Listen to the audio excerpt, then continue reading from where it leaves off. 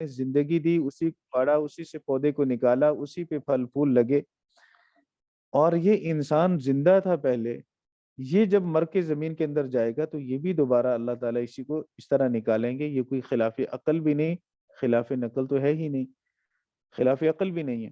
وَجَعَلْنَا فِيهَا جَنَّاتٍ مِّن نَخِيلٍ، اور ہم نے اس میں سے باغات بنائے، من نخیل، نخل کی جمع کھجوروں کے، وعناب، عنب کی جمع انگوروں کے، وفجرنا، اور ہم نے جاری کیے، فیہا ان میں، من العیون، عین کی جمع چشمے، عیون یا عین ان کی جمع چشمہ، ہم نے اس میں چشمے جاری کر دیے۔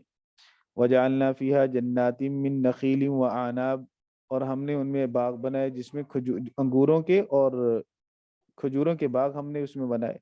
وفجرنا فیہا من العیون، اور ہم نے اس میں چشمے بہا دیے، چشمے جاری کر دیے، لیأکلوا من ثمرہ، تاکہ وہ اس کے پھلوں میں سے کھائیں، وما عملتہ ایدیہم، حالانکہ ان کے ہاتھوں نے نہیں بنایا، ہم نے بنایا ہے۔ اللہ رب العزت فرماتے ہیں کہ یہ ہم نے کیا، اپنی قدرت کاملہ سے کیا، انسان تو صرف محنت کرتا ہے، پیدا کرنے والی ذات تو اللہ کی ہے۔ وما عملتہ ایدیہم، ایک تو ماں کو نافیہ بنایا گیا، ماں نافیہ ہو تو پھر اس کا ترجمہ وہ ہے جو میں نے کر دیا۔ دوسرا یہ کہ ماں موصولہ ہو، جو ان کے ہاتھوں نے اعمال کیے، تو ہاتھوں کے اعمال کی برکت سے پھر اس کا بدلہ یوں کھجوروں اور انگوروں کے باغات کی صورت میں ملا۔ ایک تو کھجور اور انگور، یہ دونوں چیزیں عرب کے اندر زیادہ ہوتی تھی، ان کی خوراک کا اور ان کے معیشت کا انحصار اس چیز پر تھا، اس لیے خاص طور پر اللہ رب العزت نے ان دو چیزوں کا ذکر فرمایا۔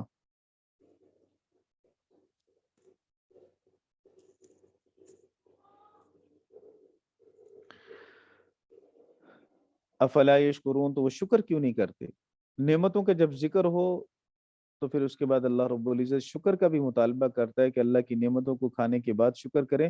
پھر شکر قولی بھی ہے، شکر فعلی بھی ہے، شکر قلبی بھی ہے، دل کے ساتھ بھی اللہ کا شکر کیجئے، زبان سے بھی اللہ کا شکر کیجئے، اپنے اعضاء و جوارح سے بھی اللہ کا شکر کیجئے، اور اعضاء و جوارح سے جو شکر ہوگا وہ بصورت اطاعت ہوگا۔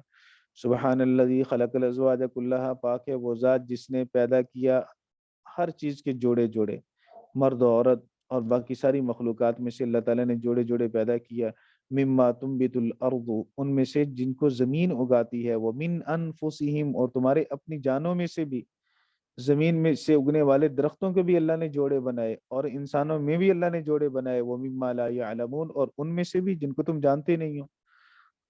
ساری مخلوقات تک تو آپ کے علم کی رسائی نہیں، آپ کے علم ساری مخلوقات کو محیط نہیں ہے، لہٰذا جن کو تم نہیں بھی جانتے، اللہ کا قاعدہ کلیہ یہی ہے کہ اللہ نے ہر چیز کے اندر ہی جوڑے رکھے ہیں، لیکن اللہ رب العزت جوڑے سے پاک ہے، اس لیے شروع میں فرمایا سبحان الذی خلق الازواج، تو عیسائیت کے عقیدے کی نفی ہوگی، جو حضرت مریم کو اللہ کی بیوی قرار دیتے ہیں، اس عقیدے کی نفی ہوگی۔ اللہ رب العزت ہر طرح کے جوڑے سے پاک ہے، نہ بیوی والا جوڑا، نہ اولاد والا، کسی طرح بھی اللہ رب العزت کا کسی کے ساتھ جوڑ نہیں ہے۔ اللہ احد ہے، اللہ الصمد ہے، لم یلد ہے ولم یولد ہے، اس کی کوئی اولاد نہیں، نہ وہ کسی سے جنا نہ اس نے کسی کو جنا، وہ واحد ہے، احد ہے، بے نیاز ہے ان چیزوں سے۔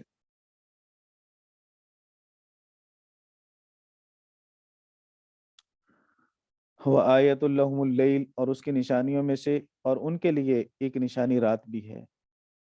نسلخ منہ النہار، ہم اس سے دن کو کھینچتے ہیں، سلخ یسلخ کا معنی ہوتا ہے کھال کو کھینچنا، بکری کی کھال کھینچنا، تو ہم اس میں سے دن کو کھینچتے ہیں، فَإِذَا هُمْ مُظْلِمُونَ، تو اچانک اندھیرے میں رہ جاتے ہیں، جب دن جاتے ہیں تو رات آتی ہے، رات میں اندھیرا ہے، تو یہ اللہ کی قدرت ہے، نظام کائنات کو اللہ تعالیٰ چلانے والا ہے۔ وَالشَّمْسُ تَجْرِي لِمُسْتَقَرٍّ لَهَا، اور سورج اپنے ٹھکانے کی طرف چلتا ہے، سورج اپنے راستے کی طرف چلتا ہے۔ اگر اس کا لمستقر لہا، مستقر سے مراد مستقر زمانی ہو تو والشمس تجری لمستقر لہا، تو مطلب یہ ہوگا کہ سورج چلتا ہے ایک زمان اپنے اس اوقات کے لیے، وہ زمانے تک چلتا رہے گا مسلسل، اور پھر ایک وقت آئے گا کہ اس کا اختتام ہو جائے گا، جیسے ساری چیزوں کا اختتام ہوگا، جیسے باقی چیزیں فنا ہوں گی تو یہ بھی اپنے وقت مقررہ پر جا کے فنا ہو جائے گا۔ اور اگر مستقر سے مراد مستقر مکانی ہو تو پھر اس کا مطلب یہ ہوگا کہ سورج اپنے مدار میں چلتا ہے، اور سورج اپنے مقام کی طرف چلتا ہے، جیسے نبی کریم صلی اللہ علیہ وسلم نے ارشاد فرمائے سیدنا ابو ذر رضی اللہ تعالی نے پوچھا یا رسول اللہ صلی اللہ علیہ وسلم اس کا مطلب کیا ہے اس آیت مبارکہ کا والشمس تجری لمستقر لها؟ تو اللہ کے رسول صلی اللہ علیہ وسلم نے فرمایا کہ مستقرها تحت العرش، اس کا مستقر عرش کے نیچے ہے۔ اور اسی طرح رسول کریم صلی اللہ علیہ وسلم نے یہ بھی ارشاد فرمایا کہ سب سورج جب طلوع ہوتا ہے، یہ بخاری شریف کیف کان بدء الخلق، اس باب کے اندر یہ حدیث مبارکہ اللہ کے رسول صلی اللہ علیہ وسلم سے پوچھا گیا، اللہ کے رسول نے پوچھا اتدری این تذهب، کہ تم جانتے ہو کہ سورج کہاں جاتا ہے؟ تو صحابہ کرام نے فرمایا اللہ و رسولہ عالم، اللہ اور اس کے رسول ہی بہتر جانتے ہیں۔ تو نبی کریم صلی اللہ علیہ وسلم نے فرمایا فإنها تذهب حتى تسجد تحت العرش، یہ جاتا ہے یہاں تک کہ عرش کے نیچے سجدہ کرتا ہے، فتستأذن، تو وہ اجازت طلب کرتا ہے، فیؤذن لها، اسے اجازت دے دی جاتی ہے، ویوشک ان تسجد فلا يقبل، اور قریب ہے کہ وہ سجدہ کرے اور اس کا سجدہ قبول نہ کیا جائے، فلا يقبل منها، وتستأذن، اور وہ اجازت طلب کرے، فلا یؤذن لها، اور اسے اجازت نہ دی جائے، فیقال لها، اور اسے کہا جائے ارجعی من حیث جئتی، جہاں سے تو آیا وہاں پہ چلے جاؤ، وہیں کی طرف لوٹ جاؤ، جدھر سے طلوع ہوئے ہو اسی کی طرف واپس پلٹ جاؤ، غروب ہونے کی اجازت نہیں ملے گی۔ فتطلع من مغربها، تو یہ پھر مغرب کی جانب سے سورج طلوع ہوگا۔ تو یہ دونوں طرح سے اس کی تفسیر فرمائی گئی ہے، اور اس کے لام کو فی کے معنی میں بھی لیا گیا، لمستقر لہا کے لام کو فی کے معنی میں بھی لیا گیا، والشمس تجری لمستقر لہا، وہ سورج چلتا ہے اپنے مستقر میں، یعنی اپنے راستے میں، اپنے مدار میں چلتا ہے۔ شاہ عبد القادر رائے پوری رحمہ اللہ تعالی نے اس کا ترجمہ اسی کے ساتھ کیا۔ پھر وہ مستقر خواہ روزانہ والا ہو، سالانہ ہو، یا اس سے قرب قیامت بھی مراد لیا گیا مستقر سے، کہ سورج چلتا ہے قرب قیامت کے لیے، پھر جب قرب قیامت ہوگا تو سورج پھر تباہ و برباد ہو جائے گا، اللہ رب العزت اس کو ختم کر دیں گے۔ ذالک تقدیر العزیز العلیم، یہ اندازہ ہے، یہ مقرر کرنا ہے غالب کی طرف سے، جاننے والے کی طرف سے، اس کا غلبہ ایسا ہے کہ وہ سورج پر بھی غالب ہے، سورج بھی اس کے حکم کا تابع ہے، اور سورج اتنا بڑا ہے کہ وہ کروڑوں زمینیں اس میں سما جائیں۔ تو اتنا بڑا سورج، اتنا بڑا سیارہ اللہ رب العزت کے حکم کے تابع ہے۔ علیم اس وجہ سے تابع ہے کہ اللہ علیم ہے، اللہ تعالیٰ کائنات کو جاننے والا ہے، حکومت چلتی علم کی بنیاد پر ہے، معلومات کی بنیاد پر ہے۔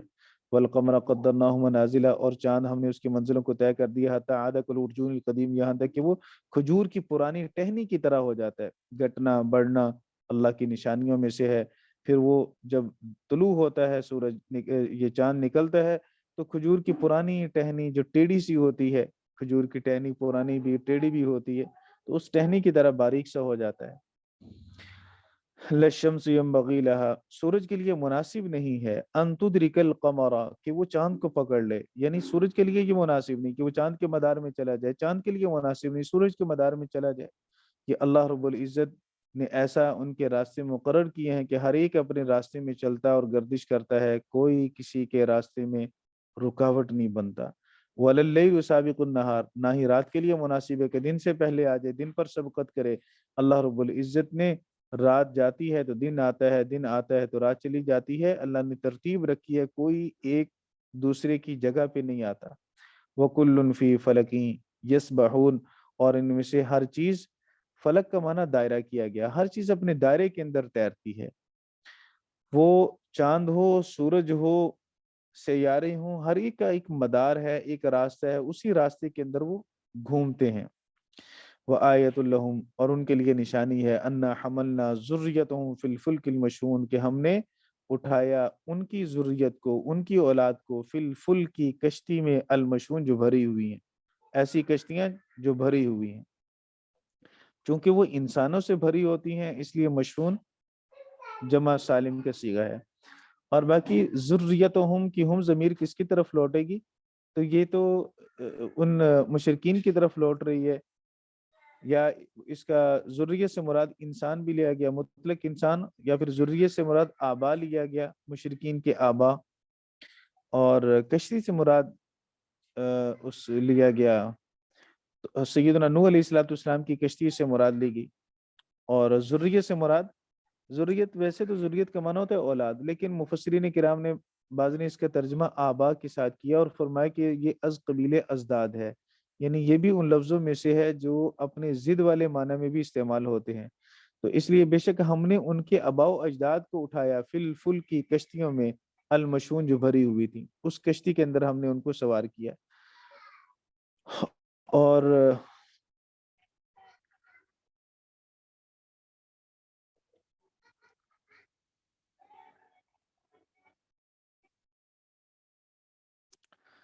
وَخَلَقْنَا لَهُم مِّن مِّثْلِهِ مَا يَرْكَبُونَ، اور ہم نے پیدا کیا ان کے لیے اس کی مثل، ان کشتیوں کی مثل، ان کشتیوں جیسی کشتیاں پیدا کی، ما یرکبون، جس میں وہ سوار ہوتے ہیں۔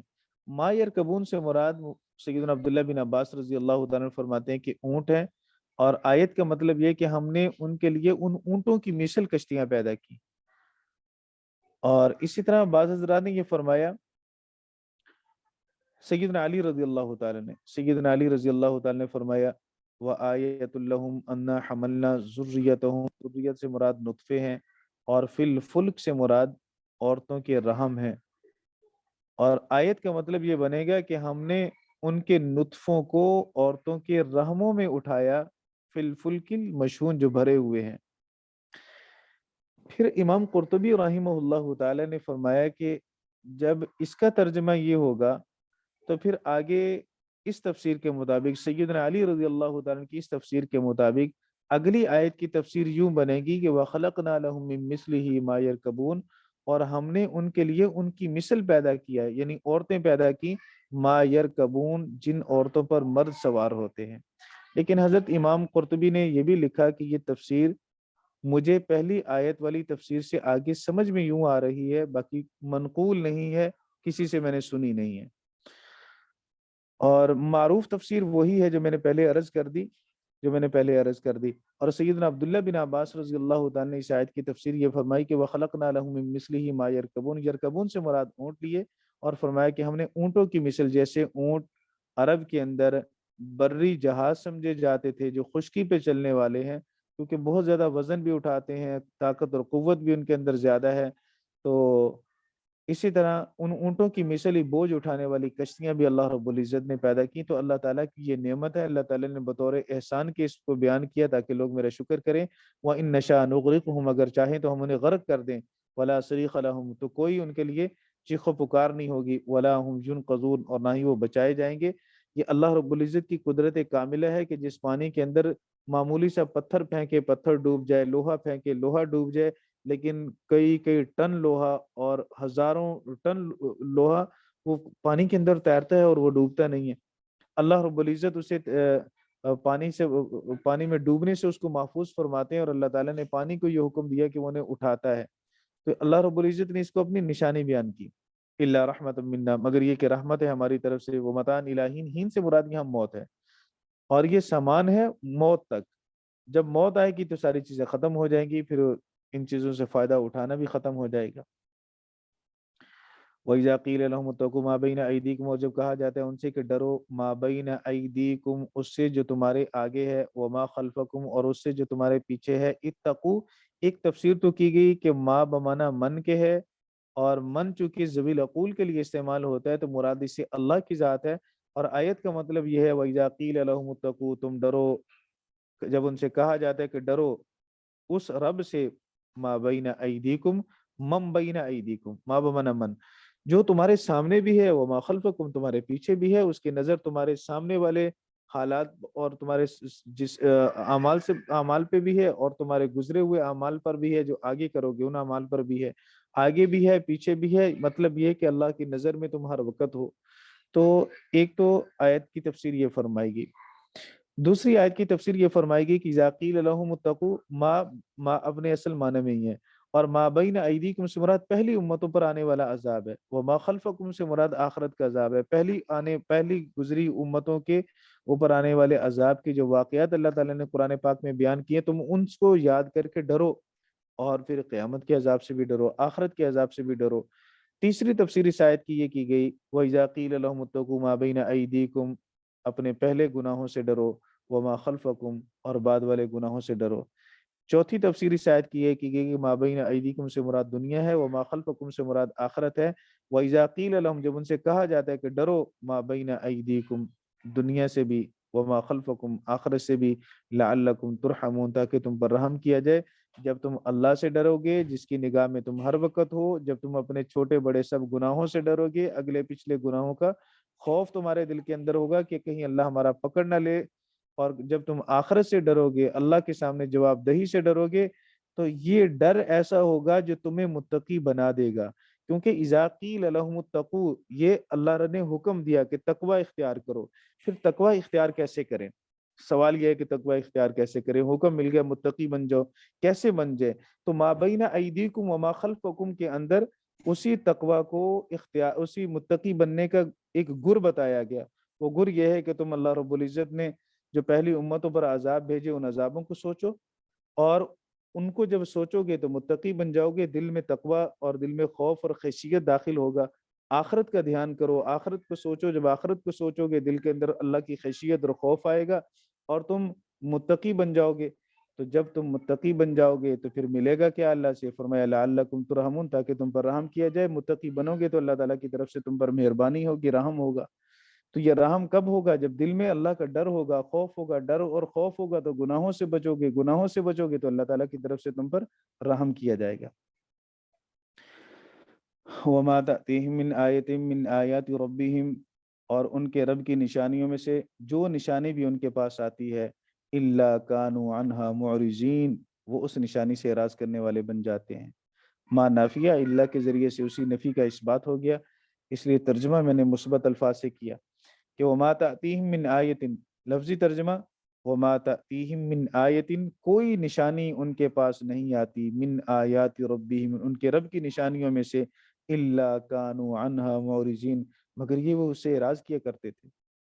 تو اللہ رب العزت کی طرف سے جو دلیل اور معجزہ چھوٹا ہو بڑا ہو کوئی بھی آتا، انہوں نے ٹھان رکھی تھی کہ ہم نے انادن ضد کے طور پر، حسد کے طور پر انکاری کرنا ہے، غور و فکر کرنے کی طرف تو جاتے ہی نہیں تھے، متوجہ نہیں ہوتے تھے۔ وَإِذَا قِيلَ لَهُمْ انفقوا، جب ان مشرکین سے کہا جاتا تھا انفقوا مما رزقکم اللہ، خرچ کرو اس رزق میں سے جو اللہ نے تمہیں دیا، یہ انفاق کا حکم تشریعی نہیں ہے، شرعی طور پر نہیں ہے، یہ انسانی ہمدردی اور خیر خواہی کے طور پر ہے کہ جہاں تم اور فضول خرچیاں کرتے ہو، یہ کمزور لوگ ہیں، ان پہ بھی خرچ کر دیا کرو۔ تو وہ جواباً کیا کہتے ہیں؟ قال الذین کفروا، کافر لوگوں نے کہا، للذین آمنوا، ان لوگوں سے جو ایمان لا چکے، انطعموا، کیا ہم کھلائیں، من لو یشاء اللہ، من لو یشاء اللہ، جسے اللہ چاہے، اطعمہ، اللہ اسے کھلا دے، کیا ہم انہیں کھلائیں کہ جسے اللہ چاہے تو اللہ اسے کھلا دے؟ تم کہتے ہو کہ اللہ رازق ہے، اللہ رزاق ہے، ہر ایک کو رزق اللہ ہی دیتا ہے، تو پھر ہم کیوں کھلائیں انہیں؟ اللہ خود کیوں نہیں کھلاتا انہیں؟ جبکہ اسلام نے، اہل اسلام نے کبھی بھی یہ دعویٰ نہیں کیا کہ اللہ اس معنی میں رزاق ہے کہ ہر ایک انسان کو براہ راست بلا واسطہ آسمانوں سے رزق بھیجے گا۔ اللہ رب العزت کے لیے یہ دعویٰ نہیں کیا گیا، یہ دنیا دار الاسباب ہے، اللہ کی رحمتوں کا ظہور اور اللہ کی صفات کا ظہور اس دار الاسباب میں اسباب کے درجہ میں ہی ہوگا، اسباب کے ساتھ ہی ہوگا۔ اس لیے رزاق اللہ ہے، لیکن وہ رزق اسباب کے ذریعے سے بندے تک پہنچتا ہے، اسی لیے بندے کو اسباب اختیار کرنے کا حکم دیا گیا، اور توکل بھی اسی کو قرار دیا گیا کہ اس اسباب اختیار کر کے پھر بھروسہ اللہ کی ذات پر کے، اللہ کی ذات پر کرے، وگرنہ تو تعطل ہے۔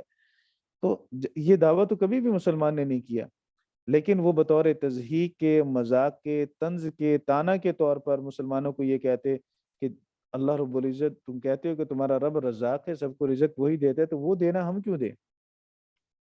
اللہ رب العزت نے ایسا مذاق کرنے والوں کو فرمایا الذین کفروا، اسلام کا حکم کوئی نہ مانے، عمل نہ کرے تو نہ کرے، لیکن اگر کوئی انکار کر کے تضحیق کرے گا تو دائرہ اسلام سے نکل جائے گا۔ اسلام کے چھوٹے سے چھوٹے حکم کا جو دلیل قطعی کے ساتھ ثابت ہو، حکم قطعی ہو، ظنی نہ ہو، اگر کوئی شخص اس کی تضحیق کرے تو وہ اسلام سے نکل جاتا ہے۔ حضرت مولانا انور شاہ کشمیری رحمہ اللہ تعالی نے لکھا ہے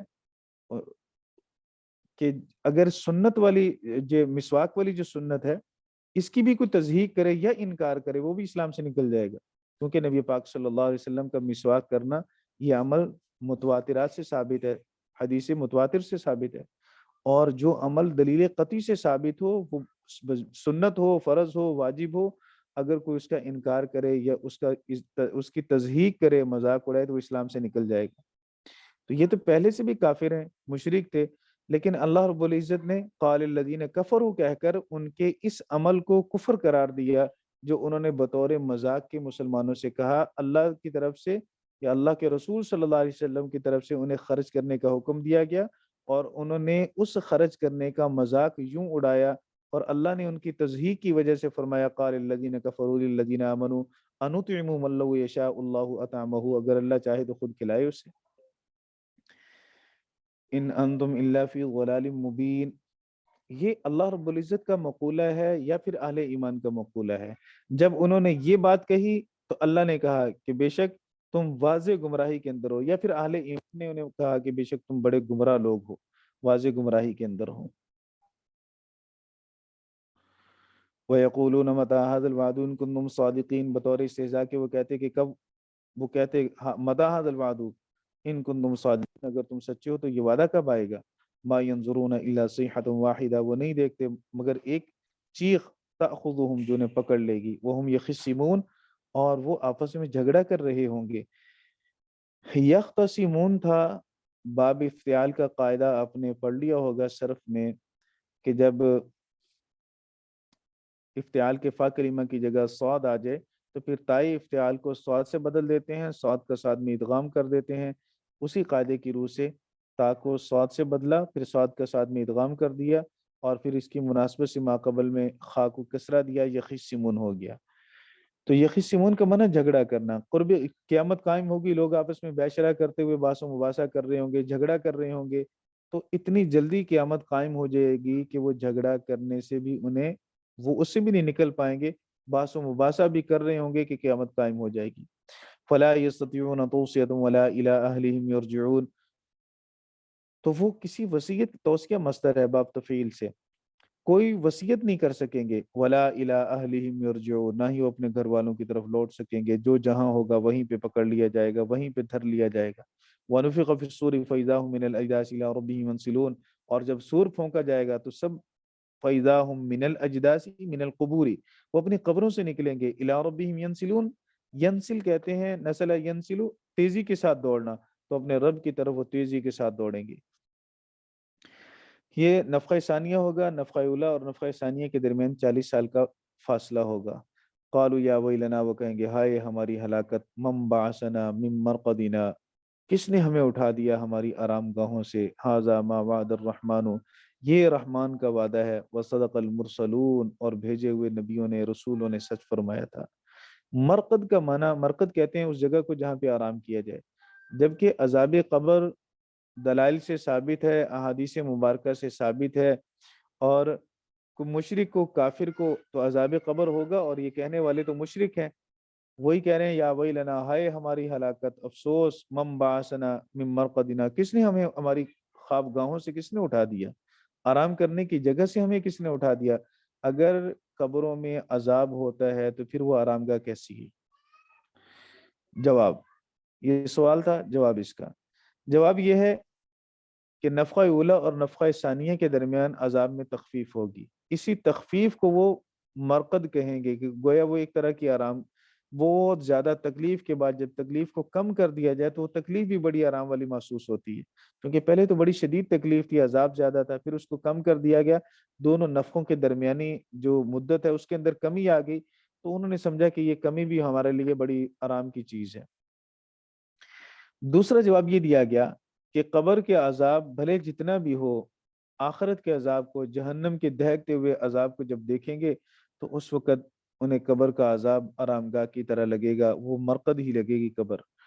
بڑی تکلیف کو دیکھ کر پہلی تکلیف جو اس تکلیف کے مقابلے میں چھوٹی ہے، اگرچہ فی نفسی ہی چھوٹی نہ ہو لیکن اس تکلیف کے مقابلے میں چھوٹی ہے، اس لیے ان کو مرقد سے تعبیر کیا۔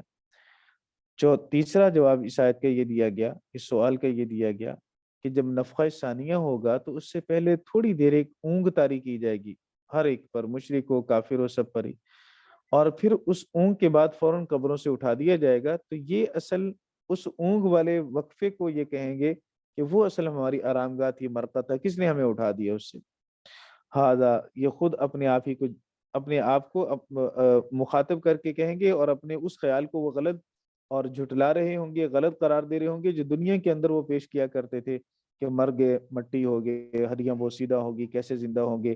اب جب زندہ کیا جائے گا تو کہیں گے ھذا ما وعد الرحمن، یہ وہ ہے رحمان کا وعدہ، وصدق المرسلون، اور پیغمبروں نے سچی خبر دی۔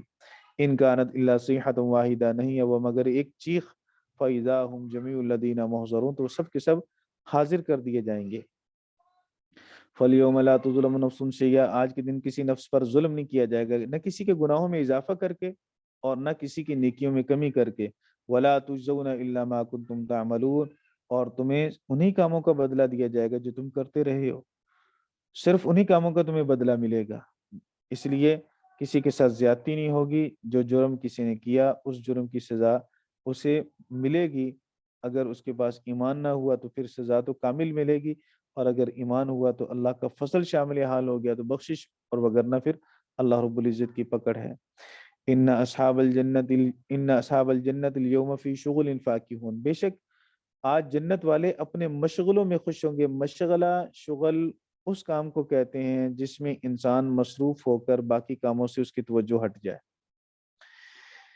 اور پھر شغلن پر جو تنوین ہے، یہ تنوین تعظیم کی ہے، مراد اس سے یہ ہے کہ جنتی لوگ جنت کے اندر اللہ کی نعمتوں سے، اپنی بیویوں سے ایسے مسرور ہوں گے اور ایسے وہاں مشغول ہوں گے کہ فاکہون، اس میں خوشی خوش ہوں گے وہ۔ ان اصحاب الجنت اليوم، پھر اليوم لا کر اللہ رب العزت نے اليوم کو یہاں ذکر کیا، آج کے دن، تو یہ تعجیل کی طرف اشارہ ہے کہ جنتی جنت میں جلدی جلدی داخل ہو جائیں گے۔ اللہ رب العزت ہم سب کو یہ نصیب فرمائے۔ ان اصحاب الجنت اليوم فی شغل فاکہون ہم وازواجہم فی ظلال علی الارائک متکئون، وہ اور ان کی بیویاں سایوں میں ہوں گے، ارائک کا معنی تختوں پر بیٹھے ہوں گے، متکئون ٹیک لگائے ہوئے، بڑے بڑے تختوں پر، جیسے بادشاہوں کے تخت ہوتے ہیں، تختوں پر ٹیک لگا کے بیٹھے ہوں گے۔ وہاں مولانا ڈر خوف نہیں ہوگا بیویوں سے، دنیا والا۔ لہم فیہا فاکہۃ، ان کے لیے اس میں میوے ہوں گے، وَلَهُم مَا يَدَّعُونَ وَلَهُم مَا يَتَمَنُّونَ، ان کے لیے وہ سب ہوگا جس کو وہ پکاریں گے۔ مفسرین کرام نے، تب امام رازی رحمہ اللہ تعالی نے، صاحب کشاف نے یدعون کا ترجمہ کیا یتمنون کے ساتھ، ان کے لیے وہ سب ہوگا جس کی وہ تمنا کریں گے۔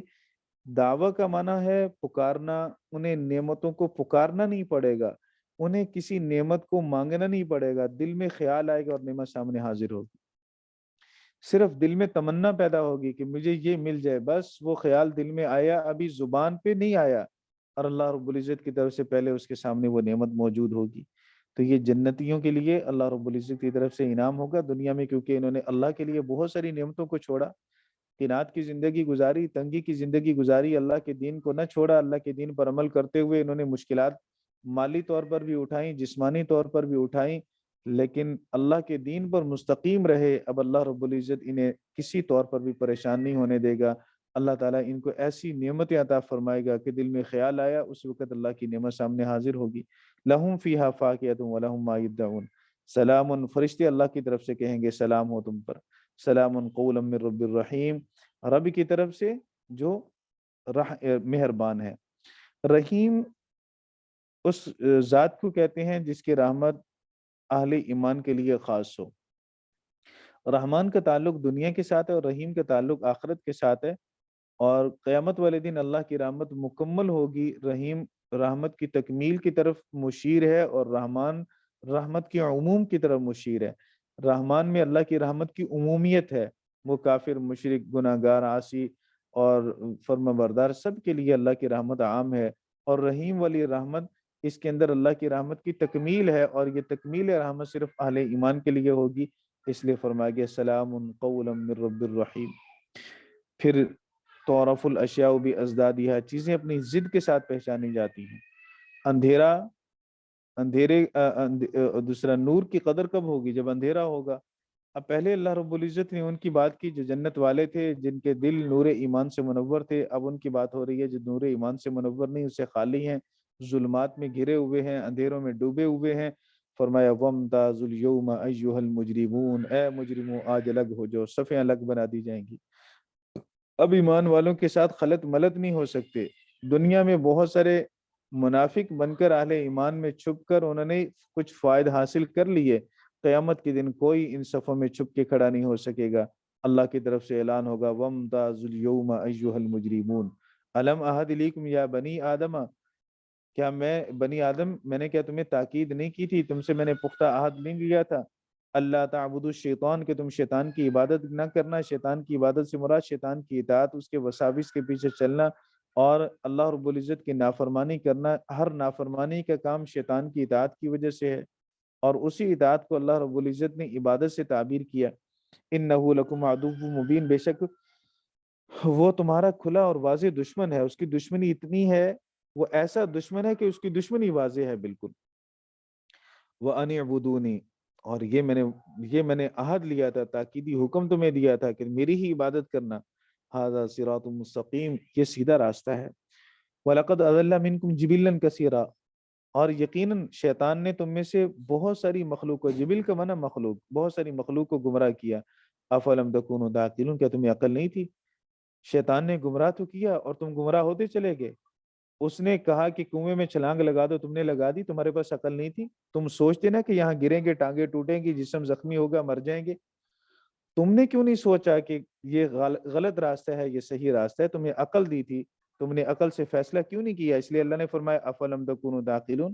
اب شیطان کو اپنا شیطان پہ سارا ملبہ نہیں گرا سکتے، کیونکہ تمہیں شعور دیا، تمہیں عقل دی اللہ تعالیٰ نے۔ تم کسی اور کو اپنے گناہوں کا ذمہ دار نہیں ٹھہرا سکتے ہو، نہ شیطان کو، نہ کسی اور انسان کو۔ تمہیں عقل دی، بصیرت دی، اس عقل کو، بصیرت کو استعمال کیوں نہیں کیا تم نے؟ افلم تکونوا تعقلون، کیا تم سمجھ نہیں رکھتے تھے کہ ہمیں غلط راستے کی طرف رہنمائی کی جا رہی ہے؟ باقی دنیا کے کاموں میں تو بڑے سمجھدار تھے، دنیا کے کاموں کے اندر تو بڑی عقل تمہاری استعمال ہوتی تھی اور بڑا شعور بیدار رہتا تھا۔ یہاں شعور بیدار کیوں نہ ہوا؟ یہاں عقل بیدار کیوں نہ ہوئی؟ کیوں نہیں اللہ کی توحید کے دلائل کو سمجھا؟ کیوں نہیں نبی کریم صلی اللہ علیہ وسلم کی بات پہ توجہ اور غور کیا؟ کرتے تو شیطان کے بہکاوے سے نکل آتے۔ ہاذہ جہنم التی کنتم توعدون، یہ جہنم ہے جس کا تم سے وعدہ کیا جاتا تھا۔ پیغمبر وعدہ کرتے رہے، پیغمبر تمہیں ڈراتے رہے، پیغمبر انذار کرتے رہے، لیکن تم نے ہر نبی کا مذاق اڑایا، ہر نبی سے مذاقاً استہزاءً یہ کہا کہ متی ھذا الوعد ان کنتم صادقین، اصلوہ الیوم، آج کے دن داخل ہو جاؤ، یہاں تمہارا داخلہ بھی جلدی جلدی ہوگا، دیر نہیں ہوگی۔ اصلوہ الیوم بما کنتم تکفرون، اس وجہ سے کہ تم کفر کرتے تھے۔ تو جہنم اصلاً کافروں کے لیے بنائی گئی ہے۔ الیوم نختم علی افواہہم، پوچھا جائے گا شرک کیا؟ کہ ہم نے شرک نہیں کیا۔ کفر کیا؟ نہیں کیا۔ بھئی تمہارے سارے برے اعمال تو لوح محفوظ میں لکھے ہوئے ہیں۔ کہیں گے یا اللہ ہم نے دیکھا ہی نہیں لوح محفوظ کو، فرشتوں نے تمہارے نامہ اعمال صحیفوں میں لکھے ہیں۔ کہیں گے اللہ فرشتوں کو ہم نے دیکھا نہیں، ہمیں کیا پتا کہ وہ کون ہے، کیسے ہیں؟ انہوں نے ہمارے اعمال لکھے جن کو ہم نے دیکھا بھی نہیں ہے، تو ہم تو ان کی گواہی نہیں مانتے۔ پھر اللہ رب العزت فرمائیں گے الیوم نختم علی افواہہم، آج کے دن تمہارے منہوں پر، ان کے منہوں پر ہم مہر لگا دیں گے۔ وَتُكَلِّمُنَا أَيْدِيهِمْ، ان کے ہاتھ بات کریں گے ہم سے۔ وَتَشْهَدُ أَرْجُلُهُمْ، ان کے پاؤں گواہی دیں گے، بِمَا كَانُوا يَكْسِبُونَ، ان اعمال کی جو وہ کام کرتے رہے، ان کے جو کچھ وہ کرتے رہے ان سب کی وہ گواہی دیں گے۔ زبان ہلتی ہے اور اس سے آواز پیدا ہوتی ہے، یہ بھی اللہ کا حکم ہے تو یہ بھی گوشت کا ٹکڑا، ہاتھ بھی گوشت ہے، پاؤں بھی گوشت ہے۔ پاؤں ہلاتے ہیں آواز پیدا نہیں ہوتی، ہاتھ ہلاتے ہیں آواز پیدا نہیں ہوتی، زبان ہلاتے ہیں آواز پیدا ہوتی ہے، لیکن چونکہ ہم سارے ہی زبان سے بولتے ہیں اور آواز نکلتی ہے، ہمیں اس پہ تعجب نہیں ہوتا ہے اس کے ہلنے سے آواز کیسے پیدا ہو رہی ہے۔ ہاتھوں کا بولنا، پاؤں کا بولنا قابل تعجب نہیں ہے۔ وہی ذات ہاتھوں سے، کانوں سے اور آنکھوں سے اور ناک سے اور سر سے اور سارے اعضاء سے آواز کو نکالے گا، جس رب نے گوشت کے اس ٹکڑے سے آواز کو دنیا میں نکالا، آخرت میں وہ جس عضو سے چاہے وہ آواز کو پیدا کرے اور وہ بولنے لگ جائے۔ تو یہ کوئی خلاف عقل بات نہیں ہے۔ وَلَوْ نَشَاءُ، اگر ہم چاہیں، لَطَمَسْنَا عَلَىٰ أَعْيُنِهِمْ، اگر ہم چاہتے تو ہم ان کی آنکھوں کو مٹا دیتے، بالکل صاف کر دیتے، جن آنکھوں سے انہوں نے اللہ کے نظائر کو دیکھا تو صحیح، سمجھا نہیں، جن آنکھوں سے انہوں نے اللہ کے رسول کو دیکھا تو صحیح، ایمان نہ لائے، جن آنکھوں سے انہوں نے قرآن پاک کو دیکھا تو صحیح، سمجھا نہیں، ایمان نہ لائے، جب انہوں نے اتنے بڑے بڑے جرم کیے، اگر ہم چاہتے تو دنیا کے اندر ان کی آنکھوں کو مٹا دیتے۔ ان آنکھوں کا فائدہ ہی کیا جن آنکھوں سے کام ہی نہیں لینا۔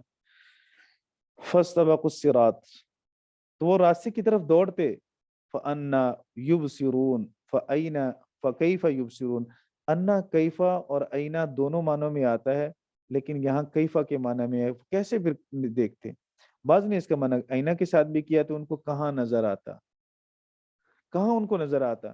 جب ان کی آنکھیں ہی ہم مٹا دیتے تو راستے میں ایک دوسرے سے آگے بڑھنے کی کوشش بھی کرتے تو نظر کہاں آتا انہیں؟ یوں ہی بھٹکتے رہتے تھے۔ دنیا کی سزا کی بات ہو رہی ہے۔ وَلَوْ نَشَاءُ، اگر ہم چاہتے، لَمَسَخْنَاهُمْ عَلَى مَكَانَتِهِمْ، ہم ان کی جگہوں پر ہی ان کو مسخ کر دیتے، ان کی شکلیں بگاڑ کے رکھ دیتے۔ فَمَا اسْتَطَاعُوا مُضِيًّا وَلَا يَرْجِعُونَ، جس کی وجہ سے وہ نہ آگے چل سکتے نہ پیچھے لوٹ سکتے، نہ وہ آگے بڑھتے، آگے بڑھنے کی طاقت رکھتے، نہ وہ پیچھے لوٹنے کی طاقت رکھتے۔ دونوں چیزیں ان سے ختم ہو جاتی ہیں۔ لیکن ہم نے دنیا کو، ہم نے جبر کی جگہ نہیں بنایا، اختیار کی جگہ بنایا۔ ہم نے دنیا میں ان کو اختیار دیا، جرم کیا، فوری سزا نہیں دی، مہلت دی تاکہ توبہ کریں، تاکہ میری طرف پلٹے، تاکہ میری رحمت کو سمجھیں۔ جب نہ سمجھا تو پھر ہم نے ایک دن ان کے لیے خاص کیا کہ اس دن تو بہرحال حساب ہو کر ہی رہے گا، مجرم کو سزا ملے گی اور فرما بردار کو اللہ کی رحمت ڈھانپ لے گی۔ وَمَن نُعَمِّرْهُ نُنَكِّسُ فِي الْخَلْقِ، اور جس کو ہم زیادہ عمر دیتے ہیں اسے طبی حالت پر لوٹا دیتے ہیں، پھر وہ واپس پلٹتا ہے، بچپن بڑھاپے میں واپس آ رہا ہے۔ جیسے بچپن میں کمزوری تھی، بڑھاپے میں کمزوری ہے، جیسے بچپن کے اندر انسان کی عقل ویسے کام نہیں کرتی، بڑھاپے کے اندر بھی انسان ویسے ہی اس کی عقل میں فطور آنے لگ جاتا ہے۔ بچہ ایک بات کو بار بار کہتا ہے، بوڑھا بھی ایک بات کو بار بار کہتا ہے، بچہ بات کرتا ہے بھول جاتا ہے، اور ہم اسے نصیحت کرتے ہیں وہ نصیحت کو بھول جاتا ہے۔ بوڑھا بھی جب بڑھاپے کے اندر ایسے ہی ہوتا ہے کہ وہ ایک بات بار بار بھی کرتا ہے اور اس کو بات بھول بھی، اپنی بات بھی بھول جاتا ہے، دوسروں کی کہی ہوئی بات بھی بھول جاتا ہے۔ تو من نعمرہ ننکسہ فی الخلق افلا یعقلون، سمجھتے کیوں نہیں ہو، عقل کیوں نہیں رکھتے ہو؟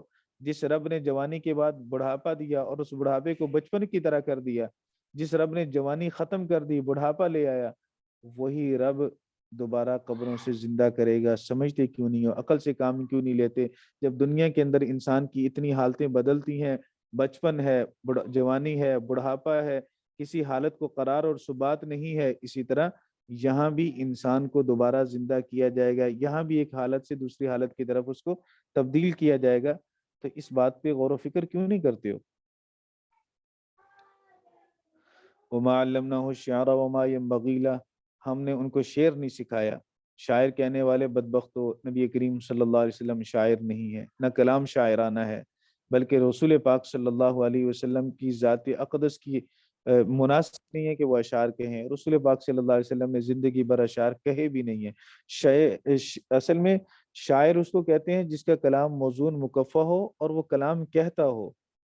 نبی پاک صلی اللہ علیہ وسلم نے زندگی میں چند ایک بار اشعار پڑھے ہیں، لیکن وہ دوسرے کے کہے ہوئے پڑھے ہیں یا اتفاقاً کہے ہیں، کیونکہ شعر کی تعریف میں ایک تو یہ ہے کہ کلام مکفہ ہو، موزون ہو، قصدن کہا گیا ہو، قصد کی قید بھی ہے۔ زندگی میں کوئی ایک دو بار اگر اپنی طرف سے شعر بنا بھی دے تو اس کو کوئی شاعر نہیں کہتا۔ شاعر وہ ہوتا ہے جو مسلسل اس فن کے اندر محنت کرتا ہے اور کام کرتا ہے۔ تو نبی کریم صلی اللہ علیہ وسلم نے ایسا نہیں کیا۔ باقی اشعار فی نفسی ہی کہنا جائز ہے یا نہیں جائز، پڑھنا جائز ہے یا نہیں جائز، اس کے بارے میں تفصیل انشاءاللہ احادیث کی کتب میں آ جائے گی، شاید آپ نے پڑھ بھی لی ہو۔ اشعار کا مضمون ٹھیک ہو تو پھر اس میں کوئی قباحت نہیں ہے، نبی کریم صلی اللہ علیہ وسلم کی، اللہ کی یا شاعر اسلام کی اس میں تعریف ہو تو وہ اشعار پسندیدہ ہیں، محمود ہیں۔ نبی پاک صلی اللہ علیہ وسلم نے سنے بھی، تحسین بھی فرمائی۔ سید الملائکہ سیدنا جبرائیل علیہ الصلوۃ والسلام نے تائید بھی فرمائی سیدنا حسان بن ثابت رضی اللہ تعالیٰ عنہ کی۔ اور اگر اشعار کا مضمون ٹھیک نہ ہو، اس میں دنیا کی طلب اور دنیا کی چیزوں کی طرف انسان کو متوجہ کیا جاتا ہو تو وہ اشعار پڑھنا ٹھیک نہیں ہے۔ اور اگر خدا نہ خواستہ اشعار ایسے ہوں جن میں انسان کے اخلاق کو بگاڑا جا رہا ہو اور انسان کے عقائد کو خراب کیا جا رہا ہو تو وہ اشعار تو بہرحال حرام ہے، ان کے سننا، پڑھنا، لکھنا کسی طرح بھی جائز نہیں ہے۔ ان ہوا الا ذکر و قرآن مبین، نہیں ہے وہ ذکر، ذکر کا معنی نصیحت، و قرآن مبین، اور قرآن بیان کرنے والا۔ مطلب اس کا مقصد کیا ہے؟ تو اللہ نے مقصد آگے بیان کیا، لِيُنذِرَ مَنْ كَانَ حَيًّا وَيَحِقَّ الْقَوْلُ عَلَى الْكَافِرِينَ، تاکہ وہ ڈرائے من کان حیًّا، اس کو جو زندہ ہے۔ زندہ کون ہے؟ ایمان والا، یہ زندہ کی طرح ہے، جس کا شعور زندہ، جس کی عقل زندہ، جس کی فکر زندہ۔ یہ ہے اصل زندہ، جو اپنی زندگی کے اندر قرآن کریم کو سمجھتا ہے، اللہ کے رسول اور اللہ کے احکام کو سمجھتا ہے اور اس پر عمل کرتا ہے اور ایمان لاتا ہے۔ تو اللہ نے فرمایا تاکہ آپ ڈرائیں من کان حیًّا، جو زندہ ہے۔ کون؟ جس کی عقل زندہ، شعور زندہ، تدبر اور فکر زندہ، فہم کی صلاحیت زندہ۔ وَيَحِقَّ الْقَوْلُ، جب یہ زندہ لوگ جن کے شعور بیدار ہیں، جب یہ اللہ کے قرآن پر ایمان لائیں گے اور اس پر عمل کریں گے تو یہ پھر دلیل بن جائیں گے، حجت بن جائیں گے کافروں کے خلاف۔ کافر نہیں کہہ سکتے کہ ہمیں بات سمجھ نہیں آئی تھی، کافر نہیں کہہ سکتے کہ ہم بات مشکل تھی ہمارے، ہم اس کو سمجھ نہ سکے۔ انہیں بتلایا جائے گا کہ یہ بھی تو تمہارے ساتھ ہی رہنے والے تھے، انہوں نے سمجھا، تم نے کیوں نہیں سمجھا؟ انہوں نے غور و فکر کیا، تم نے غور و فکر کیوں نہیں کیا؟ تو ان بعض لوگوں کا ایمان لانا دوسرے بعض لوگوں پر حجت بن جائے گا، اور اسی لیے اللہ نے فرمایا کہ کافروں پر، تاکہ کافروں پر حجت ثابت ہو جائے۔ وہ یحق القول، قول کا معنی حجت، قول کا معنی دلیل، قول کا معنی عذاب سے بھی کیا گیا تاکہ عذاب کافروں پر ثابت ہو جائے۔ اولم يروا انا خلقنا لهم مما عملت ایدینا انعاما، کیا انہوں نے نہیں دیکھا کہ ہم نے ان کے لیے ان چیزوں میں سے جو ہمارے ہاتھوں نے پیدا کی، مویشی پیدا کیے، مویشی بنائے، فہم لہا مالکون، تو وہ ان کے مالک ہیں، بنائے ہم نے، مالک ہم نے ان کو بنا دیا عارضی طور پر۔ وَذَلَّلْنَاهَا، اور ہم نے، وَذَلَّلْنَاهَا لَهُمْ، اور ہم نے ان کے لیے فرما بردار بنا دیا ان کو۔ بڑا سارا اونٹ جو منو من وزن اٹھا لے، ایک چھوٹا سا بچہ اس کی نکیل پکڑ کے چل رہا ہے اور اونٹ اس کے پیچھے پیچھے ہے۔ گائے ہے، بھینس ہے، طاقت میں، قوت میں انسان سے کئی گنا زیادہ ہے، لیکن انسان کے تابع ہے۔ فَمِنْهَا رُكُوبُهُ، ان میں سے بعض پر ان کا سوار ہونا، وَمِنْهَا يَأْكُلُونَ، اور ان میں سے بعض سے وہ کھاتے ہیں۔ وَلَهُمْ فِيهَا مَنَافِعُ، اور ان کے لیے ان جانوروں میں منافع ہیں، ان کی کھال سے، بال سے، ہڈیوں سے، آنتوں سے، وَمَشَارِبُ، اور پینا بھی ہے، دودھ پیتے ہیں۔ افلا یشکرون، اتنی نعمتیں اللہ کی کھا کے شکر کیوں نہیں کرتے ہو؟ شکر کرنا چاہیے۔ جب اللہ رب العزت کی اتنی نعمتیں کھا لیں اور اتنی نعمتوں سے فائدہ اٹھا رہے ہیں بالواسطہ یا بلا واسطہ، تو پھر اللہ رب العزت کی نعمتوں کو کھانے کے بعد باضمیر انسان کا ضمیر یہ تقاضا کرے گا کہ اب شکر بھی کیا جائے، اور ایک سلیم الفطرت انسان کی فطرت تقاضا کرے گی کہ اس ذات کا شکر بھی ادا کرنا چاہیے جس نے یہ سہولیات فراہم کی ہیں۔ وَاتَّخَذُوا مِن دُونِ اللَّهِ آلِهَةً، اور انہوں نے اللہ کے سوا معبود بنا لیے، لَعَلَّهُمْ يُنصَرُونَ، کیوں بنائے معبود؟ کہتے اس لیے بنائے لَعَلَّهُمْ يُنصَرُونَ، تاکہ وہ ان کی مدد کی جائے، جبکہ مدد نہیں کی جائے گی، وہ تو خود اپنی مدد کرنے کے قابل نہیں ہے۔ وہ مردے کیسے ان کی مدد کریں گے جو خود اپنی مدد کے قابل نہیں ہے؟ وہ لکڑی کے بنے ہوئے بت، وہ گائے اور گھوڑا کیسے ان کی مدد کرے گا جو خود چارہ کھانے میں، پانی پینے میں انسان کا محتاج ہے؟ لا یستطیعون نصرهم، وہ ان کی مدد کی طاقت نہیں رکھتے۔ وہم لہم جند محضرون، وہ مشرکین، وہم لہم جند، اور ان مشرکین کے معبودان باطلہ، محضرون، سارے کے سارے حاضر کیے جائیں گے۔ ہم ضمیر لوٹے کی مشرکین کی طرف، اور لہم جندن، جند سے مراد یہاں مشرکین کے معبودان باطلہ ہے، وہ سارے کے سارے جہنم میں حاضر کر لیے جائیں گے۔ فلا یحزنک قولہم، ان کی باتیں آپ کو غمگین نہ کریں، وہ ساحر کہیں، شاعر کہیں، مجنون کہیں، یا آپ کی ذات مبارکہ پر طعن و تشنیع کریں، بالکل ان کی باتوں سے غم زدہ ہونے کی ضرورت نہیں۔ کیوں غم زدہ ہوں؟ غم تو وہ کھائے جسے تسلی دینے والا کوئی نہ ہو، جس کا سہارا کوئی نہ ہو۔ تیرا سہارا تو رب ہے، تجھے تسلی دینے والی ذات تو رحمان و رحیم ہے، تیرے غموں کے اندر دکھوں کا مداوع کرنے والا تو اللہ ہے، لہٰذا آپ کو غمگین نہیں ہونا چاہیے، ان کافروں کی باتوں سے آپ پریشان نہ ہوں۔ انا نعلم ما یسرون، بے شک ہم جانتے ہیں جو وہ چھپاتے ہیں۔ جب تنہا ہوتے ہیں، اپنے دل کی طرف بھی متوجہ ہوں تو ان کا دل گواہی دیتا ہے کہ یہ رسول سچا، کتاب سچی، کلام سچا، دعوت سچی ہے، لیکن وہ ظاہر زبان سے نہیں کرتے، حسد کی بنا پر، بغض کی بنا پر، اور وہ ظاہر کرتے ہیں کفر کو، مخالفت کو، مخاصمت کو، حسد کو، کینے کو، بغض کو، اس چیز کو ظاہر کرتے ہیں، لیکن ان کا دل جو وہ جس دل کے اندر وہ چھپا رہے ہیں، وہ دل گواہی دیتے ہیں کہ یہ سچے مومن ہیں، یہ نبی کریم صلی اللہ علیہ وسلم اللہ کے سچے رسول ہیں، قرآن اللہ کی سچی کتاب ہے۔ انا نعلم ما یسرون، بے شک ہم جانتے ہیں ان مخالفتوں کو جو وہ مخالفتیں دل میں چھپاتے ہیں، جو وہ بغض اور عناد دل کے اندر چھپاتے ہیں، وما یعلنون، اور اس کو جو وہ دل سے، جو زبان کی صورت میں وہ ظاہر کرتے ہیں۔ تو دونوں طرح اس کی تفسیر فرمائی گئی جی۔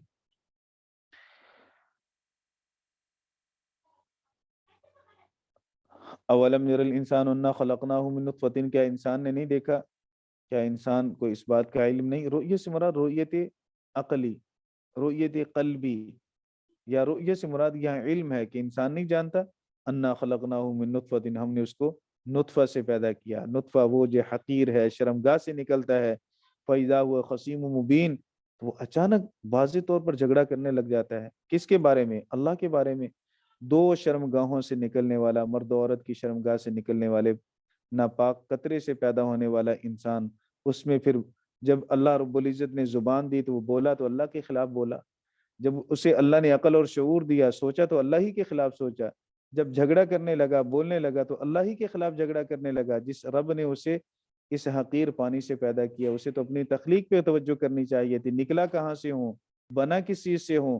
اگر اس چیز پہ غور کرتا تو کبھی دل میں تکبر نہ آتا، اکڑ نہ ہوتی، ساری اکڑ ختم ہو جاتی ناپاک پانی سے پیدا ہونے والے انسان کی۔ فَإِذَا هُوَ خَصِيمٌ مُبِينٌ، تو اچانک جھگڑا کرنے لگا، واضح طور پر جھگڑالو ہو گیا۔ وَضَرَبَ لَنَا مَثَلًا، اور ہم نے اس کے لیے مثال بیان کی، وَنَسِيَ خَلْقَهُ، اور وہ اپنی تخلیق کو بھول گیا، اس نے اپنی تخلیق کو فراموش کر دیا کہ جس رب نے پانی کے قطرے سے پیدا کیا وہ بنے ہوئے انسان کو دوبارہ کیوں نہیں زندہ کرے گا۔ قَالَ مَن يُحْيِي الْعِظَامَ وَهِيَ رَمِيمٌ، پھر اس نے طنز کے طور پر، تحقیر کے طور پر، استہزاء کے طور پر اللہ کے رسول کو کہا۔ یہ آس بن وائل کے بارے میں آیت نازل ہوئی، مشرکین سردار بھی موجود تھے اور اس نے ہڈی کو، ایک بوسیدہ ہڈی اٹھا کر لایا جو بھربھری ہو چکی تھی، اس کو ریزہ ریزہ بھی کر رہے، کہتے یہ محمد کہتا ہے کہ یہ ہڈی زندہ ہوگی اور اس کے اندر دوبارہ جان پڑے گی جو یہ بوسیدہ ہو چکی ہے۔ اللہ کے رسول صلی اللہ علیہ وسلم نے فرمایا کہ یہ ہڈی کو اللہ زندہ کرے گا، اللہ تجھے بھی مارے گا اور زندہ کرے گا اور جہنم میں ڈالے گا۔ تو قال من یحیی العظام، کہتا ہے کون زندہ کرے گا ہڈیوں کو، وہی رمیم، حالانکہ وہ ہڈیاں بوسیدہ ہو چکی ہیں۔ قل، کہہ دو، یحییہ الذی انشأها اول مرہ، اس کو وہ ذات زندہ کرے گی جس نے اس کو پہلی مرتبہ پیدا کیا جب یہ ہڈی تھی ہی نہیں، پانی کا قطرہ تھا، پھر پانی کے قطرے سے اللہ نے گوشت بنایا۔ کیسے تھا اس میں سورۃ المؤمنون میں، ثم خلقنا النطفة علقة فخلقنا العلقة مضغة فخلقنا المضغة عظاما فكسونا العظام لحما، ہم نے اس کو نطفے کو ہم نے علقہ بنایا، پھر علقہ کو ہم نے مضغہ بنایا، پھر مضغہ سے ہم نے ہڈیاں بنائیں اور ہڈیوں پہ ہم نے گوشت چڑھایا۔ تو جس ذات نے یہ سارے مراحل سے گزار کر ایک انسان کو تیار کیا، وہ ذات دوبارہ انسان کو زندہ کیوں نہیں کر سکتا؟ یہ عقل کے موافق بات ہے، عقل کے خلاف تو نہیں ہے۔ وَهُوَ بِكُلِّ شَيْءٍ وَهُوَ بِكُلِّ خَلْقٍ عَلِيمٌ، وہ ہر چیز کا، ہر مخلوق کا جاننے والا ہے۔ الَّذِي جَعَلَ لَكُم مِّنَ الشَّجَرِ الْأَخْضَرِ نَارًا، اللہ وہ ذات ہے جس نے تمہارے لیے سرسبز درخت سے آگ پیدا کی، جبکہ درخت سرسبز ہوتا ہے تو اس میں پانی ہوتا ہے، پانی اور آگ کے اندر تضاد ہے، ایک ضد سے دوسری ضد کو اللہ نکال رہا ہے۔ سرسبز و شاداب درخت ہے اور اسے آگ نکل رہی ہے، تو اسی طرح اللہ رب العزت تمہیں مٹی سے نکالے گا، اللہ کی طاقت اور قدرت یہ ہے۔ فَإِذَا أَنْتُم مِّنْهُ تُوقِدُونَ، تو تم اسی درخت سے پھر آگ جلاتے ہو، تو جیسے اس سرسبز و شاداب درخت سے آگ کو جلاتے ہو اور یہ آگ اللہ تعالیٰ نے اس میں رکھی ہے، اسی طرح اللہ رب العزت تمہیں زمین سے دوبارہ نکالے گا۔ أَوَلَيْسَ الَّذِي خَلَقَ السَّمَاوَاتِ وَالْأَرْضَ بِقَادِرٍ، کیا وہ ذات جس نے آسمان اور زمینوں کو پیدا کیا وہ قادر نہیں ہے اس بات پر، أَلَا أَن يَخْلُقَ مِثْلَهُم، کہ وہ انہی جیسی دوبارہ پیدا کر دے؟ بلا، کیوں نہیں، یقیناً اللہ قادر ہے، جس نے آسمان و زمین جیسی بڑی مخلوقات کو پیدا کیا، وہ اس چھوٹے سے انسان کو دوبارہ پیدا کرنے پر کیوں قادر نہیں ہے؟ یہ تو انتہائی عقل کے موافق بات ہے۔ زمین و آسمان جیسی ایسی مخلوقات جو ہمارے تصور سے بالا ہیں، ہم انہیں سوچ بھی نہیں سکتے، ہم تصور بھی نہیں کر سکتے کہ کوئی انسان آج تک انسان کا کنارہ نہیں، آسمان کا کنارہ نہیں تلاش کر سکا۔ تو اتنی بڑی بڑی مخلوقات جب اللہ نے پیدا کر دی، چھوٹا سا انسان 5-6 فٹ کا انسان، یہ کیسے اللہ رب العزت کے طاقت اور قوت کا انکار کرتا ہے، کیسے اس کی قدرت کا منکر بن جاتا ہے؟ وَهُوَ الْخَلَّاقُ الْعَلِيمُ، خالق کا یہ دوسرا مبالغے کا صیغہ ہے، خلاق العلیم، وہ بہت پیدا کرنے والا، جاننے والا ہے۔ انما امرہ اذا اراد شیئا، اس کا معمول تو یہی ہے کہ جب وہ کسی چیز کا ارادہ کرتا ہے، ان یقول لہ کن، تو وہ اسے کہتا ہے کن فیکون، تو وہ ہو جاتا ہے۔ یہ بھی مولانا علماء فرماتے ہیں سورات سے کنایا ہے، وگرنہ اللہ کو کن کہنے کی بھی ضرورت نہیں، کاف اور نون دو حرفوں کو ملانے میں جتنی کی دیر لگتی ہے، اس سے بھی پہلے اللہ رب العزت اس کام کو کر دیتا ہے۔ کن، اللہ کہتا ہے ہو جاتا، وہ کام ہو جاتا ہے۔ فسبحان الذی بیدہ ملکوت کل شیء، اور پاک ہے وہ ذات جس کے قبضے قدرت میں ہر چیز کی بادشاہت ہے، وَإِلَيْهِ تُرْجَعُونَ، اور اسی کی طرف تم لوٹائے جاؤ گے۔ ہمارے جسم بھی انہی چیزوں اللہ کی بادشاہت ہی میں داخل ہیں، جسموں پہ بھی بادشاہت اللہ کی، زمین پہ بھی حکومت اللہ کی، اسی زمین سے اللہ تعالیٰ ان جسموں کو دوبارہ نکالے گا، اور یہ نکل کر سب کے سب اللہ رب العزت کی بارگاہ میں جمع ہو جائیں گے۔ صدق اللہ العظیم۔ گھنٹہ بھی ختم اور سبق بھی ختم، سورت بھی ختم۔ استاد جی، جی جی، یہ قبر کا عذاب قرآن سے ثابت ہے یا نہیں؟ ہمارے ایک استاد ہے، وہ کہتے ہیں کہ قبر کا عذاب قرآن میں نہیں ہے، تو قبر میں عذاب نہیں ہوگا۔ احادیث مبارکہ میں ہے۔ استاد جی، وہ کہتے ہیں احادیث جو ہے وہ نہیں، قرآن سے ثابت کر کے دکھاؤ۔ قرآن سے تو وہ استاد خود بھی ثابت نہیں ہے۔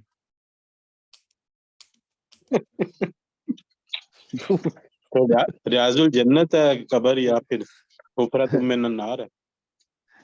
اللہ کے رسول صلی اللہ علیہ وسلم نے حدیث میں بیان کیا، تو حدیث پر عمل کرنا اور حدیث کو ماننا یہ تو قرآن پاک کا حکم ہے نا۔ جس نے رسول کی اطاعت کی تو اس نے اللہ کی اطاعت کی۔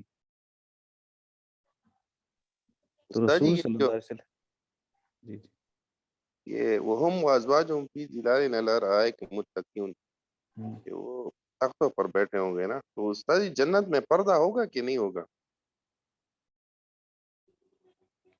جنت میں کوئی احکام کا مکلف نہیں ہوگا، یہ ساری چیزیں دنیا ہی کے اندر ہیں۔ نہ جنت کے اندر بد نظری ہوگی، نہ جنت کے اندر کوئی ایسے برے خیالات ہوں گے، سینے آپ کے بالکل صاف شفاف ہوں گے ان چیزوں سے، تو وہاں پردے کی ضرورت بھی نہیں ہوگی۔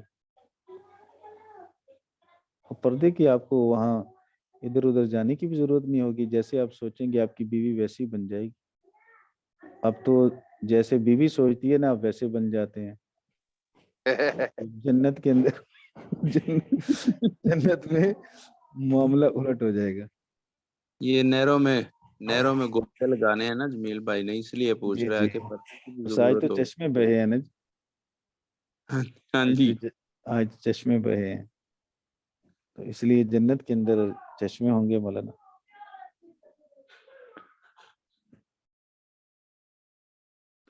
وہاں جب حوریں ہوں گی اور آپ کی بیوی جیسے آپ سوچیں گے ویسے ہی خوبصورت ہو جائے گی، تو پھر آپ ادھر ادھر کیوں دیکھیں گے؟ ضرورت ہی کیا ہوگی دیکھنے کی؟ ڈاکٹر جمیل کو پردے کی بہت فکر ہے ابھی۔ وہ بھی جنت میں۔ وہ بھی جنت میں، دنیا میں نہیں ہے۔ اچھا جی، کل کلاس ہوگی یا نہیں ہوگی جی؟ میرے خیال میں پڑھ لیں کل ہم، تو ابھی ایسے ہی ہوا تھا نا۔ جی استاد حضرت استاد وہ جی، حضرت وہ اقبال بھائی سے پوچھ کل فارغ ہے کہ نہیں؟ جی نہیں، ساتھیوں کو بتا دینا کہ منگل بدھ اور جمعرات وہ 2-3 دن نہیں ہوگی جس دن جی آپ جی، کا وہ چھٹی ہوگی، منگل والے دن بھی چھٹی، منگل بدھ جمعرات، اور جمعے والے دن پڑھ لیں گے انشاءاللہ۔ ہاں جی، استاد جی تو پھر کل میرا ایڈمن بھائی ہو، ایڈمن بھائی جی جی، حافظ صاحب ہوں گے کل؟ حفظ صاحب نے خود ہی میرے خیال فرمایا تھا کہ چھٹی ہم ہفتے والی نہیں کریں گے۔ میرا تو خیال ہے ہفتہ اور اتوار بھی نہیں چھٹی کرنی چاہیے، کیونکہ آگے جو 3 چھٹیاں ہیں۔ ہاں جی، آگے 3 چھٹیاں آگے نا، ہم یہ پڑھ لیتے ہیں 3 دن، اور انشاءاللہ اگر تھوڑا زور لگائیں گے تو یہ سورہ صافات، یہ 5 رکوع ہیں اس کے، یہ کل مکمل ہو سکتی ہے، جیسے آج سورہ یاسین کے ہم نے پڑھ لیا، اور پھر اس کے بعد سورہ صاد ہے تو اس کے بھی 5 رکوع ہیں۔ ساتھی بتا دیں، کسی کو کوئی مجبوری، کوئی پریشانی، کوئی یہ تو نہیں ہوتا؟ اگر ہے کسی کا معاملہ تو ابھی بتا دے، پھر کلاس کا اس حساب سے حضرت سے کہہ 5 دیں۔ رکعت سے کئی لوگ بھاگ نہ جائیں، جس طرح وہ مصطفیٰ عوان بھائی کو کچھ ہو گیا تھا اس دن۔ نہیں ہماری کلاس کی تو بنیادی سہولت پر ہے، ہم نے تو پہلے دن سے یہ بات کہی ہے، تو سہولت والی بات بس دیکھ لیں جیسے آپ کو آسان لگے، کسی طرح کا جبر نہیں ہے۔ اور استاد محترم جب آگے چھٹی آ رہی ہے تو پھر میرا یہ مشورہ ہے کہ ہفتہ اور اتوار دونوں آپ پڑھا دیجیے،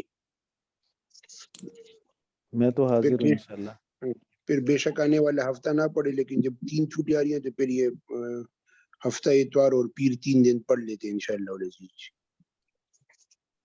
اس میں بھی اگر کوئی ساتھی حاضر نہ ہو تو کوئی ایسی بات نہیں ہے، جو آسانی سے حاضر ہو سکتے ہیں پڑھ لیں، اور جو بعد میں ریکارڈنگ سننا چاہتے ہیں ریکارڈنگ سن لیں۔ ناصر خان بھائی، اختر بھائی، اختر عالم بھائی، اقبال بھائی، آپ کو کوئی مسئلہ ہے تو بات کر لیں پھر ابھی نا، بتا دیں۔ نہیں عارف بھائی کوئی مسئلہ نہیں، انشاءاللہ پڑھیں گے۔ جی ٹھیک ہے۔ اگر کوئی مسئلہ ہوا تو خیر ریکارڈنگ سن لیں گے۔ ناصر بھائی سے پوچھ لو، ناصر خان صاحب سے، یہ تھک جاتے ہیں، بزرگ آدمی ہیں۔ ناصر خان بھائی،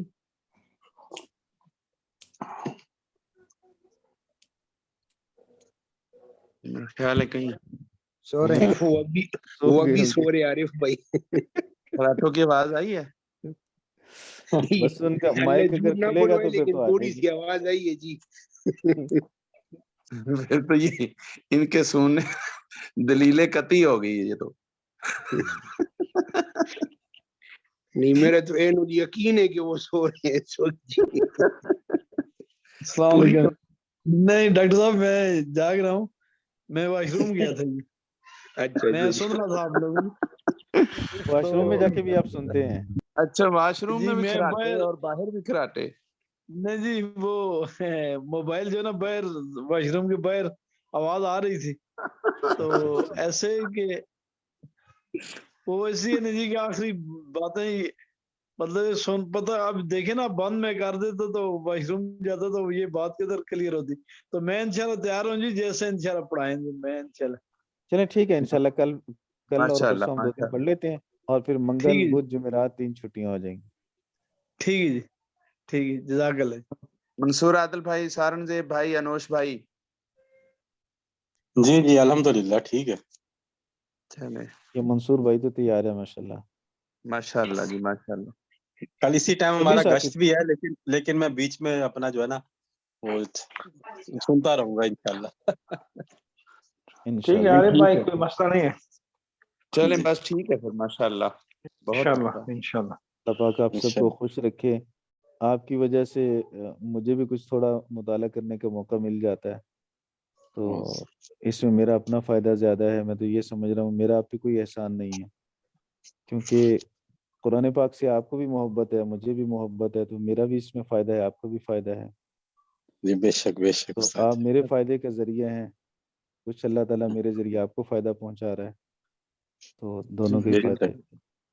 بالکل بالکل جی، بالکل یہ صحیح ہے۔ جزاک اللہ جی۔ ینسیلون کا لفظ علامہ اقبال نے اپنی شاعری میں بھی یوز کیا ہے۔ اچھا اچھا وہ بھائی پھر تو کہاں اس کر کی دیا زیادہ سناؤ اہمیت کہ ہوگی، یہ ضرور ہاں تو میں سنا ایک لفظ استعمال کیا ہے۔ جی جی پھر تو زیادہ اہمیت ہوگی جی۔ کہاں استعمال کیا جمیل بھائی؟ بس جمیل بھائی بھی نا رونق ہے ہماری کلاس کی۔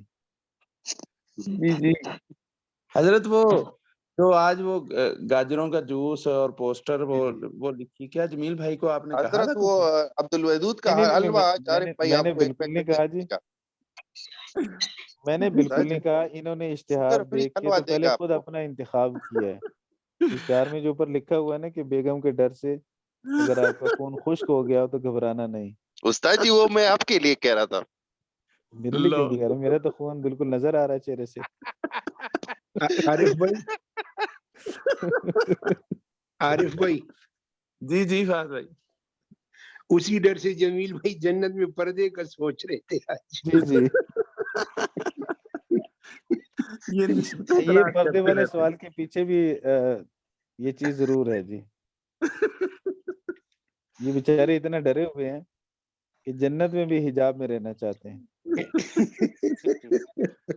اصل میں میرا خیال ہے غلطی سے جو ہے نا پوسٹ شیئر کی ہے جمیل بھائی نے، پڑھا نہیں، وہ بعد میں پڑھا ہے جب ساتھیوں نے غور کیا ہے نا.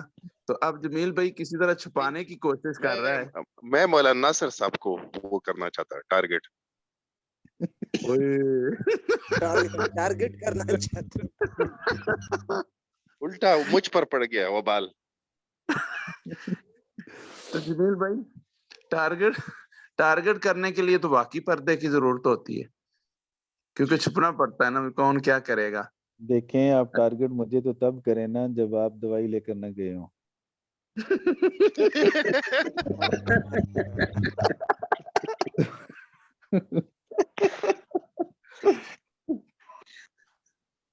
جمیل بھائی آپ کی ساری باتیں تو سب کو پتا چل جاتا ہے, تو پھر آپ ٹارگٹ کیا کرو گے کسی کو. فی الحال دوائی پہ ٹارگٹ کریں.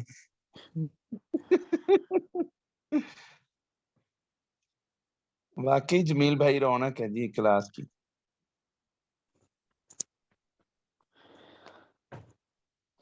اللہ اکبر. حضرت بہت شکریہ, جزاک اللہ. ٹھیک ہے اللہ ٹھیک ہے, اللہ پاک پاک آپ کو اپنی حفظ تندرستی و عطا امان میں فرمائے. رکھے. آمین جی. اور آپ کا وہ جو آنکھ کا آپریشن اللہ کرے بہترین ہو. آمین آمین ثم آمین آمین ثم آمین. آمین آمین. السلام علیکم ورحمۃ اللہ. وعلیکم السلام ورحمۃ اللہ وبرکاتہ. وعلیکم السلام.